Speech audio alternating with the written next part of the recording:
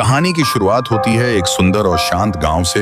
यह गांव हमेशा खुशहाल रहता था। लोग एक दूसरे की मदद करते, हंसते गाते अपनी जिंदगी जीते। इसी गांव में रहता था हमारा हीरो राय स्टार। लेकिन राय स्टार कोई आम लड़का नहीं था। वो एक ईमानदार और निडर पुलिस ऑफिसर था जो सच के लिए अपनी जान भी दांव पर लगा देता। हर गांव वाले को उस पर गर्व था। कहानी में मोड़ तब आता है जब हम मिलते हैं एक ऐसे शख्स से जिसका नाम ही लोगों की रगों में सर्द डर फैला देता था। शैतान का बेटा, ज़ॉम्बी समुराई। वो एक सुनसान और भयानक जंगल में रहता था। उसके बारे में कई अफवाहें थीं कि वह लोगों को जिंदा जलाकर मारता है। हर कोई उससे डरता था, लेकिन एक इंसान था जो कभी नहीं डरा, और वो था राय स्टार। एक रात एक गाँव वाला जंगल के पास से गुजर रहा था। उसे एक जगह बहुत सारा सोना पड़ा दिखता है। लालच उसके कदम खींच लेता है। वो धीरे धीरे अंदर जाता है और जैसे ही वो सोने को छूता है, अचानक धुआं छा जाता है और उसी धुएं के बीच से एक डरावनी आवाज आती है, तू आ गया अपनी मौत लेकर। ज़ॉम्बी समुराई अपने भयानक दिखने वाले गुंडों के साथ सामने आता है। उसके चेहरे पर एक ठंडी खौफनाक मुस्कान। जला दो इसे। अगले ही पल उस आदमी की चीखें अंधेरे में गूंज उठती हैं। उसे जिंदा जला दिया जाता है। अगली सुबह गांव के पास उस आदमी की जली हुई लाश मिलती है। डरे सहमे लोग राय स्टार को बुलाते हैं। राय स्टार मौके पर पहुंचकर लाश देखता है। उसकी आंखों में गुस्सा भर जाता है। हे भगवान, ये तो मर्डर है। एक गांव वाला धीरे से कहता है, सर इसके पीछे और कोई नहीं, वही ज़ॉम्बी समुराई है। राय स्टार सब समझ जाता है। उसका दिमाग एक प्लान बनाता है। फिर वही जागती मौत, एक और आदमी उसी रास्ते से जंगल की ओर जाता है। उसे भी सोना दिखाई देता है। जैसे ही वो सोने के पास पहुंचता है, धुएं का तूफान, फिर से वही डरावना माहौल, और उसी धुएं में से ज़ॉम्बी समुराई अपनी पूरी फौज के साथ बाहर आता है। लो, एक और शिकार, अब तुझे भी जिंदा जला देंगे। लेकिन इस बार आदमी डरने की बजाय कहता है, तू क्या मारेगा मुझे? तुझे पता भी है मैं अकेला नहीं आया। ज़ॉम्बी समुराई हैरान होता है, कौन? तभी हवा में एक झटका होता है, बिजली चमकती है और आसमान से उतरता है आग का फरिश्ता, राय स्टार। ज़ॉम्बी समुराई हंसता है, तुझे क्या लगता है तू इसे बचा लेगा? राय स्टार की आंखों में ज्वाला जलती है। ना सिर्फ इसे बचाऊंगा, बल्कि तुझे भी उसी अंदाज में खत्म करूंगा। और फिर पूरा जंगल धुएं और आग से भर जाता है। दोनों एक दूसरे के खून के प्यासे। लेकिन